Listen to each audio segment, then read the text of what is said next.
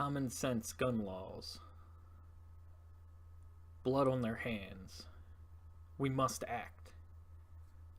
All these buzzwords being dropped the last day or so after this horrific school shooting in Florida. And I was listening to the Michael Knowles show this morning, and he brought up a good point that leftists don't take the gun debate seriously. And it's very true. And it made even more sense when I saw someone tweeted out that Obama decided to break his silence about the Florida shooting. But they pointed out the irony that Obama was president for 8 years, and he did have control at certain points where they could have passed gun control legislation, and they didn't. And this is something that's brought up all the time, is that the Democrats like to use this and use their talking points, and exploit tragedy whenever they can. Yet when they have power, they don't do anything about it. And a lot of that has to do with gun control is not popular with voters in the United States in general. Also, there's no proof that any gun laws would have prevented most of these tragedies that they like to exploit.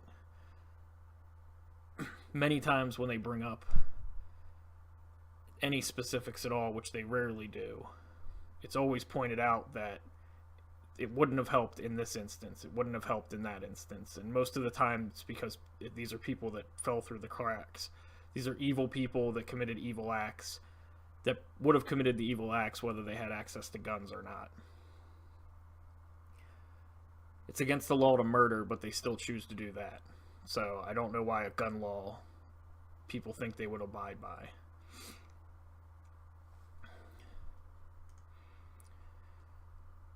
Probably the worst part about this whole thing is the fact that Democrats and leftists and progressives, whatever they want to call themselves, will go on TV and they'll say such heinous things as the Republicans have blood on their hands.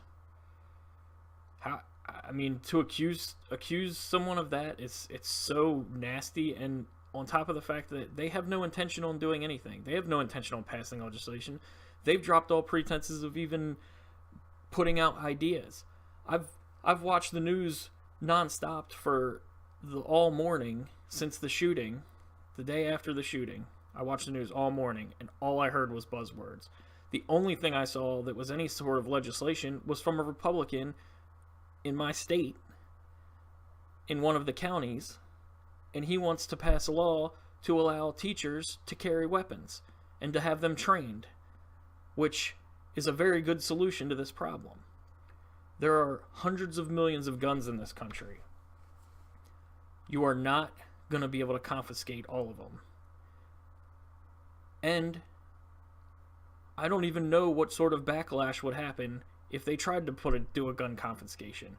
And at this point, when the Democrats don't give any legislation, don't give any laws that they want passed, they just make these broad, sweeping statements that we need to act now because we're emotional about something that just happened, because that's always the best time to make a decision, that they're pushing for gun repossession, gun confiscation, turn over your guns, a complete gun ban. That's the only conclusion that a rational person can come to. And they won't say it because, again, they know it's not popular, it will not be accepted, and a lot of times if they say it outright, it'll most likely cost them their jobs. And I think people need to realize this on the left, on the right. There is no gun debate. There is no debate about gun laws because the left doesn't have any ideas for laws. They don't have any ideas for things that need to change. There's been at least 3 different things that have been reported that were flat out lies about this to try and make things worse.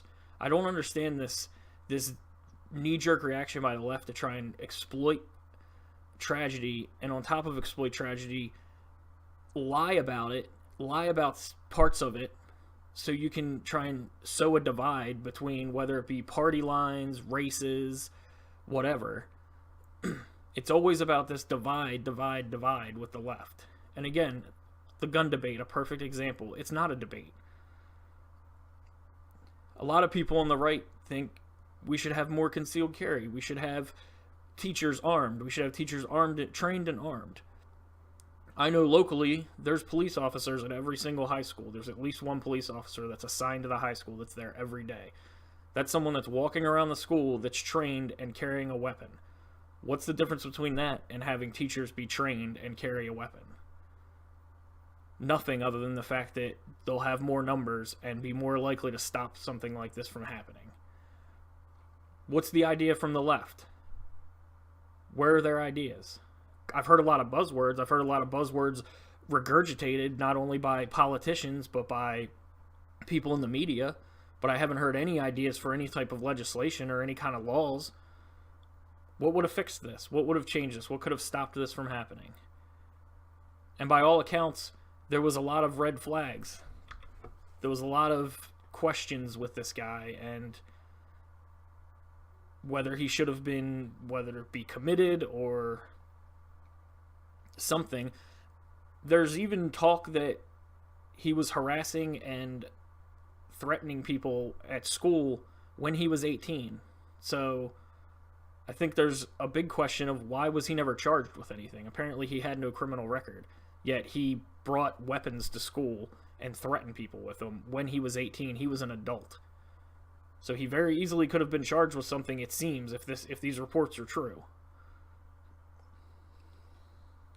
But back to my main point. Every time something like this happens, it just shows the left does nothing.